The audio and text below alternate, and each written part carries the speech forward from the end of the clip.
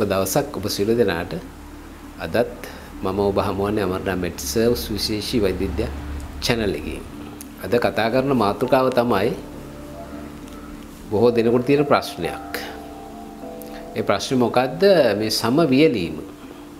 සම වේලෙන එක. අපි දන්නවා සම ගත්තාම අපි සම තෙල් සහිත සම කියලා අපිට බෙදන්න පුළුවන්. වියලි සම කියලා බෙදන්න පුළුවන්. එහෙම නැත්නම් මධ්‍යස්ථ වියලිත් නැහැ තෙල් ගතියක් නැහැ. ওই විදිහට තමයි බෙදන්න පුළුවන්. සාමාන්‍ය සම. ඉතින් මේ වියලි සම කියන தত্ত্বය බැලුවොත් මේක සමහර අයට වැඩිපුර තියෙන தত্ত্বයක් ඇත්ත වශයෙන්ම. අපි බලමු ඒකට හේතු මොනවද කියලා. දැන් වියලි සම කියන தত্ত্বය කෙනෙක් අඳුරගන්නේ කොහොමද කියලා බැලුවොත් ඒකට ලක්ෂණ ගණනාවක් තියෙනවා. එකක් තමයි අපි දන්නවා සාමාන්‍ය සම අතින් අල්ලපුවාම මේ සිනිඳු බවක් තියෙනවා. සිනිඳු බවක්. පොඩි ෂයින් එකකුත් තියෙනවා. නමුත් වේලි සම අපි බැලුවොත් අපි අතින් අල්ලම අපිට වෙන රළු ගතියක්. රළුයි. අර සිනිඳු බව නැහැ. බැලුමටත් ෂයින් එකක් නැහැ සමයි. ඉතින් ගොඩක් වෙලාවට අපිට පේනවා නිකන් අර වේලිලා සුදු පාට නිකන් අර කෑලි කෑලි වගේ ගතියක්. ඉතින් අපි මේක නියපොත්තෙන් සීරුවොත් එහෙම අර කුඩු කුඩු වගේ එනවා. පිපිහළු වෙනවා කියලා කියන්නේ. අන්න ඒ වගේ. සුදු පාට වෙනවා. සමහර විට සියුම් කෑලි කෑලි වගේ ගැලවිලා යනවා. ඩස්ට් එක වගේ. එහෙම වෙන්නේ උඩ සම වේලිලා අපිචාර්මයේ වේලිලා ගැලවිලා යනවා. උඩ සම වේලිලා තියෙන්නේ. ඒක පතුරු වශයෙන් ගැලවෙනවා. ඒ වගේ. එතකොට අතට රළු ගතියක් එනවා. සමහර ටයිට් ගතියක් එනවා. තද ගතියක්. ගොරෝසුයි. ඒ වගේ එන්නත් පුළුවන්. විශේෂයෙන්ම දැන් අල්ලේ වගේ ආවොත් ගොරෝසු ගතියක් එනවා. සිනිඳු ගතියක් නැහැ.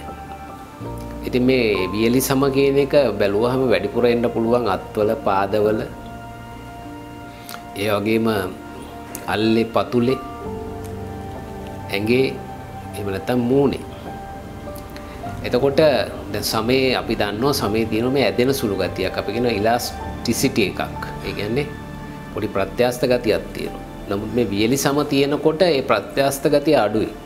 එතකොට ගොඩාක්ම වැඩි වුණොත් වියලි ගතිය ක්‍රැක්ස් එනවා. අපි කියනවා ඉරිතලනවා.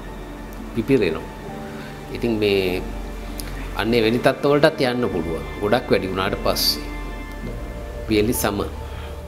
එතකොට වියලි සමක් කාට හරි තියෙනවනේ ඒකට හේතු බැලුවොත් අපිට ප්‍රධාන වශයෙන්ම දක්වන්න පුළුවන් ප්‍රමාණවත් පරිදි ජලය පානය නොකිරීම. මේක මේ එකපාරක් දෙකක් නෙමෙයි දීර්ඝ කාලීනව ප්‍රමාණවත් පරිදි ජලය පානය නොකිරීම වේලි සමට හේතු වෙනවා. සම හොඳට තියාගන්න හොඳ ජල ප්‍රමාණයක් අපි භාවිතා කරන්න ඕනේ. සම සජනනය වෙලා තියෙන්න ඕනේ ඇඟ. අන්න එතකොට තමයි සම හොඳට පවතින්නේ. නැත්තම් සම වේලි වීම විතරක් නෙමෙයි පැහැ පවා අඳුරු ගතියක් එනවා. එතකොට තවත් හේතු තියෙනවා මේ සම වියලෙන්න විශේෂයෙන්ම සුළං සහිත පරිසරවල වැඩ කරන අය තද සුළඟක් තියෙනවනේ ඇඟෙන් ජලය වාෂ්ප වෙනවා වැඩිපුර. අන්න එතකොට වියලි ගතිය එනවා. ඉතින් විශේෂයෙන්ම වියලි පරිසර අපි කියන මේ කාන්තාර වගේ පරිසර තියෙනවා. සමහර වෙලාවට ගස් කොළන් නැති ඕපන් ස්පේසස් තියෙනවා.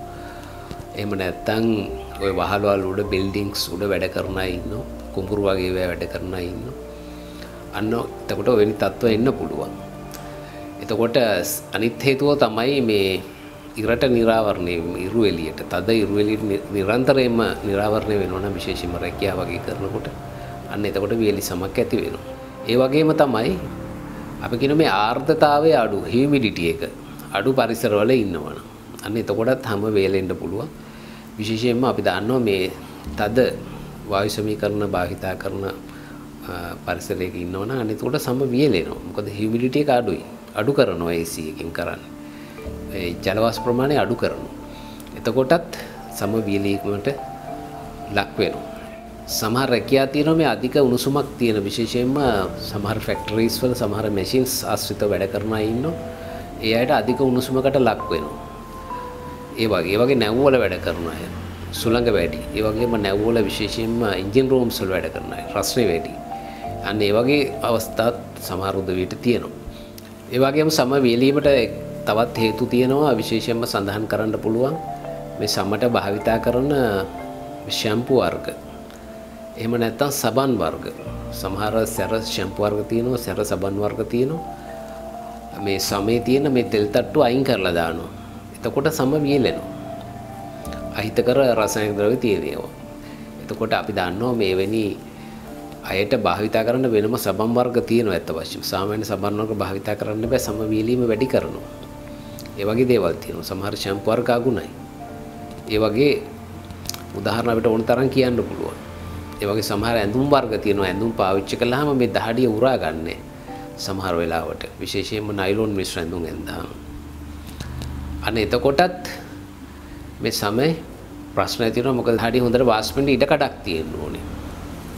සමහරලාට මේ දහඩිය අධිකව දහඩිය දමලා ඊට පස්සේ සම වීලීමට ලක් වෙනවා එවැනි ඇඳුම් ඇඳාම. එවැනි අවස්ථාත් අපි දැකලා තියෙනවා. එතකොට ඒ වගේම තමයි සමහර ඖෂධ වර්ග සමහර රෝග වලට ගන්න ඖෂධ වර්ග තියෙනවා. විශේෂයෙන්ම ඔය පිළිකා වගේ වට ගන්න ඖෂධ වර්ග තියෙනවා. මේ අපි කියන්නේ සැරයි කියලා කියන ඖෂධ තියෙන අතුරු ආබාධ වැඩි. එවැනි දේවල් උණු සමට යම් බලපෑම් ඇති කරනවා. අපි දන්නවා සමේ තියෙන රෝම පවා වැටෙනවා. හිසකෙස් පවා ගැලවෙනවා. ඒ සමට ඉෆෙක්ට් එකක් තියෙනවා ඒ ඖෂධ වල අතුරු ආබාධ වශයෙන්. ඒ වගේම තවත් සඳහන් කරනවා ගොඩක් වෙලාවට මේ ඕනවට වැඩිය මේ ජලය සමට භාවිතා කරනවා නම් විශේෂයෙන් සමහර ඉන්න හොදනවා වැඩි නානවා වැඩි දවස් දෙපාර තුන් පාර නානවා. අන්න එතකොටත් මෙම තත්ත්වය ඇති වෙන්න පුළුවන්. සමහර අය ඉන්නවා මේ ජලය ආශ්‍රිත කරන ක්‍රීඩා රැකියා කරන අය. ඔය සමහර විට වෘත්තිමය විදිහට පිහිනුම් තටාක පිහිනන අය පිහිනුම් තටාකවල ඒ ප්‍රැක්ටිස් කරනකොට මේ ළමයින්ට පවා අපි දැකලා තියෙන ඉස්කෝලයන් අන්න එවැනි ගැටලු ඇති වෙලා තියෙනවා. ඒ වගේම ස්වභාවික විදිහටත් සමේ වීලීමක් ඇති වෙනවා. විශේෂයෙන්ම වයසට යනකොට වයසට යනවා අපි දන්නවා හාමත් වයසට යනවා. එතකොට සම රැල්ලේ වැටීමකට ලක් වෙනවා. ඒ වගේම සම වීලීමටත් ලක් වෙනවා. වයසකුත් විය ගොඩක් වෙලාට වතුරත් ඇති පමණ බොන්නෙත් නැහැ. එතකොට වැඩි උග්‍ර වෙනවා. ඒ වගේම තමයි සමහර වෙලාවට සමහර රෝගී තත්ත්ව තියෙනවා. අපි සඳහන් කරනවා නම් සමේ රෝගී තත්ත්ව මේ ඇලර්ජිස් අන්න ඇලර්ජික් රියැක්ෂන්ස් ඇලර්ජිස් නිසා සම වේලීමකට රළු වීමකට ලක් වෙන්න පුළුවන්. ඒ වගේම සමහර දිලීර ආසාදන නිසා සමය ඇති වෙන අන්න එතකොට සම වේලීමකට ලක් වෙනවා. සමහර අවස්ථා තියෙනවා මේ ජානමය වශයෙන්ම සමේ රළුභාවය ඇති කරන මේ සමේ රෝග සුව කරන්න බෑ සමහර වෙලාවට. මේ විටමින් ඌනතා සමහර වෙලාවට සමට බලපාන විශේෂයෙන් විටමින් D වගේ ඒවා. අන්න ඒ වගේ අවස්ථාත් අපි දැකලා තියෙනවා මේ සමේ වීලි ගතිය ඇති කරන. එවැනි අවස්ථාව රෝගයක් විදිහට තමයි එන්නේ. නමුත් අපි දැන් මෙතෙන්දි වැඩිපුර කතා කරන්නේ සමේ සාමාන්‍ය වේලි බව. ඒ කියන්නේ රෝගයක් නොවි ඇතිවන වේලි බව අඩු කරගන්නේ කොහොමද කියන එක. ඉතින් විශේෂයෙන්ම රූපය ගැන හිතන අය ගොඩක් වෙලාවට මේ සමේ තත්ත්වය ගැන අපිට ඇවිල්ලා පැමිණිලි කරනවා. තෙල් වැඩි, වියලි බව වැඩි, ඒ වගේ දේවල්. ඉතින් මම මගේ කලින් වීඩියෝස් වල විස්තර කරලා තියෙනවා මේ තෙල් වැඩි වුණාම මොකද වෙන්නේ කියලා. විශේෂයෙන්ම කුරුල්ලෑ සම්බන්ධ තියෙන වීඩියෝ එක එහෙම ඔයගලන්ට බලන්න පුළුවන්. ඉතින් සම වියලීමක් තියෙනවා නම් කාට හරි ඉස්සෙල්ලම කරන්න පුළුවන් දේ තමයි අර ඉරට නිරාවරණය වෙනවා නම් ඉතින් ඒක පුළුවන් තරම් අඩු කරන්න ඕනේ. ගමන් බිමන් යනවා නම් අවුවේ විශේෂම කාන්තාවන් ඔය දරුවන්ගේ එහෙම පාසල් වලට යනවා නම් ඒගොල්ලෝ කුඩයක් ඉහළම තමයි යන්න ඕනේ. හොඳට ජලය පානය කරන්න ඕනේ. හැමතිස්සෙම ජලය හොඳට පානය කරන්න ඕනේ. ඒ වගේම තමයි අවුවට යනවා නම් එළියට යනවා නම් විශේෂයෙන්ම මේ මොයිස්චරයිසිං ගැලපෙන ක්‍රීම් එකක් පාවිච්චි කරන්න ඕනේ. අපි දන්නවා මේ හැමේ ආලේප කරන සමහර ද්‍රව්‍යවල මේ සමට අහිතකර දේවල් තියෙනවා. එතකොට Tamanට ගැලපෙන එකක් තෝරගන්න ඕනේ. මේ දකින්න හැම එකක්ම ගෙනහලා ආලේප කළාට හරියන්නේ නැහැ. ගොඩක් අය ඔය වැස්ලින් වර්ග හිම ආලේප කරනවා. ඉතින් ඒවයි සමහර වෙලාවට යම් යම් කිමිකල් වර්ග එකතු කරලා තියෙනවා. අන්න එතකොට සමේ නැති ප්‍රශ්න ඇති වෙනවා. සමහර වෙලාවට මේ ඩ්‍රයිනස් නැති කරගන්න ගිහිල්ලා ඇලර්ජි එකක් ඇවිල්ලා එහෙම තියෙනවා ගොඩක් වෙලාවට. එතකොට හොඳට ජලය පානය කිරීම, මොයිස්චරයිසිං ක්‍රීම් එකක් පාවිච්චි කිරීම, අවුවෙන් වැළකීම අන්න ඒ වගේ දේවල් තමයි සාමාන්‍ය දේවල්. ඒවා ගැළපෙන සූසු ඇඳුමක් ඇඳ ගැනීම. එතකොට සමහර පරිසර තියෙනවා සමහර වෙලාවට මේ අධික සීතල පවා සම වියලීමට හේතු වෙනවා. අධික සීතල පරිසරයක ඉන්නකොටත් සම වේලෙනවා උණුසුම් පරිසරයක වගේම. එතකොට සමහර විශේෂයෙන්ම ඔය සීතල රටවල් වල ගොඩක් වෙලාවට මොකද කරන්නේ ඒගොල්ලෝ ගෙවල් ඇතුලේ වාතය හියුමිඩිෆයර් එකක් භාවිතා කරනවා. මේ සම හොඳට තියාගන්න ඇතුලේ තියෙන වාතයේ තියෙන ජල ප්‍රමාණය ගැළපෙන පරිදි පවත්වා ගන්න උපකරණයක්. ඉතින් ලංකාවේ නම් එවැනි දේවල් කරනවා අඩුයි. ඇත්ත වශයෙන්ම ලංකාවේ ලොකුවට සීත පරිසරයක් නැති නිසා සාමාන්‍ය වෙන දේවල් ලොකුවට අවශ්‍ය වෙන්නේ සමහර පැතිවල ඇරුණාම. ඒ වගේම අපි දන්නවා සම කියන්නේ වේගෙන් අලුත් වෙන අවයවයක් ඇත්ත වශයෙන්ම. එතකොට මේකට යම් විටමින්ස් වර්ග අවශ්‍ය වෙනවා සමට. විශේෂයෙන්ම යකඩ, ඒ වගේම විටමින් E කියන එක, ඒ වගේම කැල්සියම් කියන එක, ඒ වගේම යම් මල්ටි විටමින් වර්ග. ඉතින් සමට විටමින්ස් අවශ්‍ය නම් ගොඩක් වෙලාවට ගැලපෙන එකක් සුසු වෛද්‍යවරයෙක්ගෙන් තමයි අහලා දැනගන්න ඕනේ. එතකොට ඒ කාලේට තියෙන මාකට් එකේ තියෙන එකක් බලලා නිර්දේශ කරයි. දැන් සමහර අය ඇවිල්ලා අපෙන් ඉල්ලනවා සමහරලාට මේ කලින් පාවිච්චි කරපු විටමින් වර්ග එක හොඳයි ඇඟට, හැමට හොඳයි වගේ කියලා. සමහරලාට ඒ කම්පැනි එකක් නැති වෙලා එම ඒ බ්‍රෑන්ඩ් එකත් නැති වෙන්න පුළුවන් ඉල්ලනකොට. එතකොට නැවත මාකට් එකේ තියෙන එකක් බලලා ගැලපෙන එකක් තමයි ගන්න ඕනේ. සමහරලාට අර පරණ භාවිතා කරපුවා සමහර වෙලාවට නැවත එම කම්පැනි වලින් එක්කෝ එන්නේ නැහැ, එක්කෝ හදන්න යන්නේ වෙනි තත්ත්වයක් තියෙනවා. ඉතින් සමහරව ඇවිල්ලා අපෙන් ඉල්ලනවා මේ පරණ විටමින්ස් වර්ග. මේක හොඳයි, හොඳට තිබ්බා, දැන් මේක හොයාගන්නේ කොහොමද කියලා. මම මේ කිව්වේ සමහරවිට කාලයේ බොරුවට නාස්ති කරනවා ඒ වෙනි දේවල් වලට. මේ මාකට් එකේ නැත්තම් නෑ තමයි ඉතින්.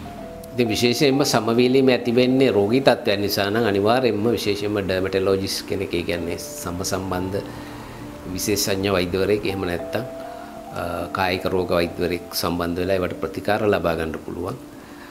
රෝගයක් නොවේ නම් ගොඩක් වෙලාවට කොස්මෙටික්ස් රූපලාවන්‍ය සම්බන්ධ ඒ අදාළ විශේෂඥ කෙනෙක්ගෙන්, එහෙම නැත්නම් ඒ සම්බන්ධව කටයුතු කරන කෙනෙක්ගෙන් විස්තර අහලා දැනගන්න පුළුවන්. මෙතෙන්දී මේ රූපලාවන්‍ය ආයතන කරන සමහර උදවියත් යම් දේවල් නිර්දේශ කරනවා. අපි දැකලා තියෙනවා සමහර ඒගොල්ලන්ගේ ක්ලයන්ට්ස් රට. නමුත් සමහර තැන්වලදී ඒක ගැලපෙන්නේ නැහැ එච්චර. මොකද රූපලාවන්‍ය විතරක් කරන කෙනෙකුට මොකද වෛද්‍ය විද්‍යාත්මක දැනුමක් නැති නිසා විශේෂයෙන්ම වඩා හොඳයි ඒ සම්බන්ධ දැනුමක් තියෙන වෛද්‍යවරයෙක්ගෙන්ම අහගන්න කියන එක වඩා සුදුසු වෙන්නේ ඒ විදිහට. තවත් අවස්ථා අපි දැකලා තියෙනවා මේ සම වියලෙනවට සමහර ක්‍රීම් වර්ග නිර්දේශ කරන සමහර වෛද්‍යවරු. දැන් ක්‍රීම් වර්ග ගත්තාම වර්ග කීපයක් තියෙනවා. සමහර ක්‍රීම් වර්ග තියෙනවා බොහොම කෙටි කාලයේ භාවිතා කරන්න පුළුවන්. දීර්ඝ කාලිනව භාවිතා කරන්න බෑ, සමේ ප්‍රශ්න ඇති වෙනවා. සමහරවිට භාවිතා කරනකොට ගොඩක් අයට හිතෙනවා මේක ගොඩක් හොඳයි ඉක්මනින් ප්‍රතිඵල කියලා. හැබැයි උනාට දිගට පාවිච්චි කරන්න බෑ. ඒ කාණ්ඩයට වැටෙන්නේ අර ස්ටිරොයිඩ්ස් කියන කාණ්ඩයට වැටෙන ඖෂධ. ප්‍රතිඵල පේනවා ඉක්මනින්, නමුත් දීර්ඝ කාලිනව භාවිතා කරන්න බෑ. දීර්ඝ කාලිනව භාවිතා කරොත් සම තුනී වෙලා සමේ නැති ප්‍රශ්නයක් ඇති වෙන්න පුළුවන්. එතකොට මතක තියාගන්න ඕන වෛද්‍යවරයෙක්ගෙන් ඖෂධයක් ගන්නවා නම් ඒ චිට් එක තියාගෙන නැවත නැවත ඒක ගන්න එක වැරදි. එහෙම කරන්න බෑ සමහර සමය ආලේප කරන ද්‍රව්‍යත් එක්ක. ඉතින් විශේෂයෙන්ම දීර්ඝ කාලිනව සමට ආලේප කරන්න දෙයක් තියෙනවා නම් විශේෂයෙන්ම සමට ඇලර්ජික් නොවෙන්න, ඒ වගේම සම තුනී නොවෙන්න අර ස්ටිරොයිඩ්ස් කියන ඒවා නැති ක්‍රීම් එකක් තමයි බොහෝ දුරට භාවිතා කරන්න වෙන්නේ. දීර්ඝ කාලිනව භාවිත කරනවා නම්. එතකොට සමහර වෙලාවට අර සතියක් දෙකක් භාවිතා කරලා නවත්තන්න ඕනේ. දීර්ඝ කාලිනව භාවිතා කරාම සමහර වෙලාවට සමෙනුත් මෙම ක්‍රීම් වර්ග වල තියෙන ඖෂධ ඇඟටත් උරා ගන්නවා.